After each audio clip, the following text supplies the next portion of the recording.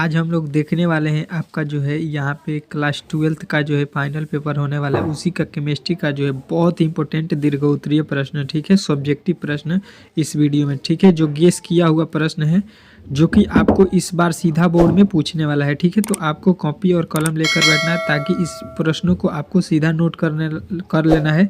ये बहुत ही सरल तरीके से इसका उत्तर जो है यहाँ पे आपको समझाया गया है, ठीक है, जो कि आप एक ही वीडियो में आप खाली देख लीजिएगा तो उसको आप लोग याद कर लीजिएगा, ठीक है। यहाँ पे केवल आपको देखना है, ठीक है। और हमारे चैनल पे पहली बार आए हैं तो प्लीज़ चैनल को सब्सक्राइब कर ले और वीडियो को लाइक कर दे। ऐसे ही आपको जो है लमसम आपके 30 ठो प्रश्न केमिस्ट्री का जो है दीर्घोत्तरीय प्रश्न का मैं कराने वाला हूँ, ठीक है, जो कि सीधा यहाँ से आपका सारे प्रश्न इसी में से आ जाएंगे, ठीक है। तो इसके लिए आप लोग हमारे चैनल को सब्सक्राइब कर लीजिए और वीडियो को लाइक कर दीजिए ताकि जब भी मैं वीडियो अपलोड करूँ तो सबसे पहले नोटिफिकेशन आप तक चला जाए, ठीक है। पहला प्रश्न यहाँ पे चलिए देखते हैं, ठीक है।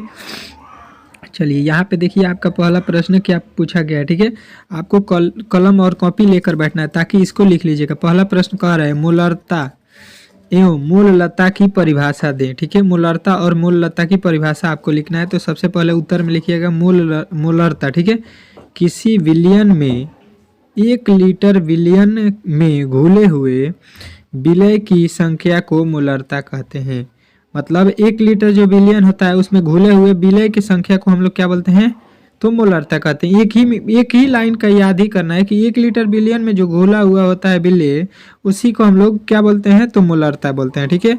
आपको सूत्र याद रखना है यहाँ पे। मूलरता बराबर क्या होता है, मूलरता बराबर आपको विलय के मूलों की संख्या बटा विलयन की लीटर का आयतन, ठीक है। यहाँ पे ये फार्मूला होता है, इसको आप लोगों को याद करना है, ठीक है।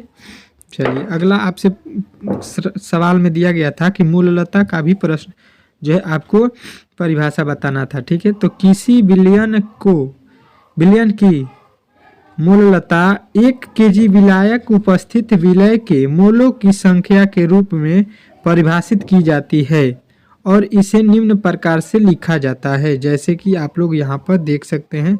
मूलरता बराबर क्या होता है, विलय के मोल बटा विलायक का किलोग्राम में द्रव्यमान, ठीक है। ये भी आपका सूत्र बहुत ही इंपॉर्टेंट है, ठीक है, जो कि आपको परीक्षा में पूछ सकता है, ठीक है। तो इसको आप लोग याद रखिएगा, ऑब्जेक्टिव में ये प्रश्न पूछे जा सकते हैं सूत्र, ठीक है।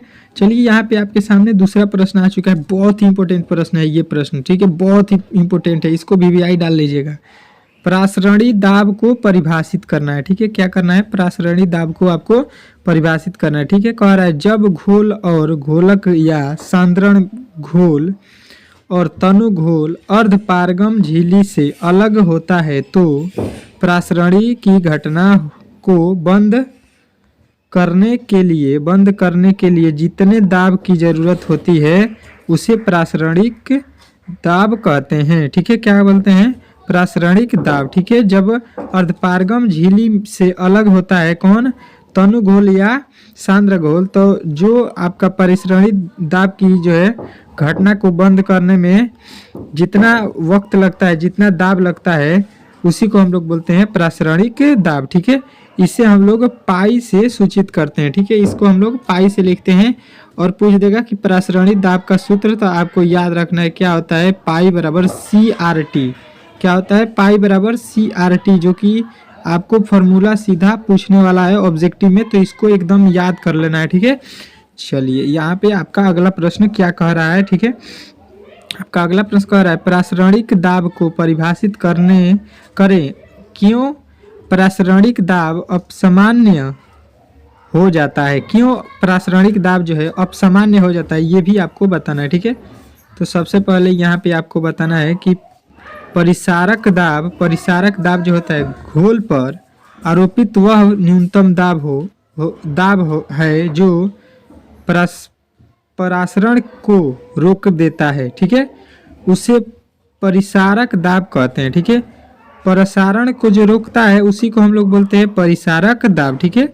वह न्यूनतम दाब जो परिसारक को रोक देता है उसी को हम लोग परिसारक दाब कहते हैं, ठीक है। इसे भी पाई से हम लोग सूचित करते हैं, ठीक है। लेकिन परिसारक दाब पाई बराबर क्या होता है, फॉर्मूला यहाँ पे आपको याद रखना है कि NRT बटा V, ठीक है। बहुत इंपॉर्टेंट प्रश्न है ये, आपके दृष्टिकोण से पेपर के बहुत इंपॉर्टेंट प्रश्न है ये। परिसारक दाब और परिसारणिक दाब दोनों में से एक प्रश्न आपको सीधा पूछने वाला है इस बार पेपर में, ठीक है। तो इसको अच्छे तरीके से आपको याद करना है, ठीक है। कह रहा है चौथा प्रश्न, बिंदु दोष की परिभाषा दे। ठोस रवा में फ्रेंकल दोष क्यों उत्पन्न हो जाते हैं, ये भी आपको बताना है। तो सबसे पहले आपको बताना है बिंदु दोष।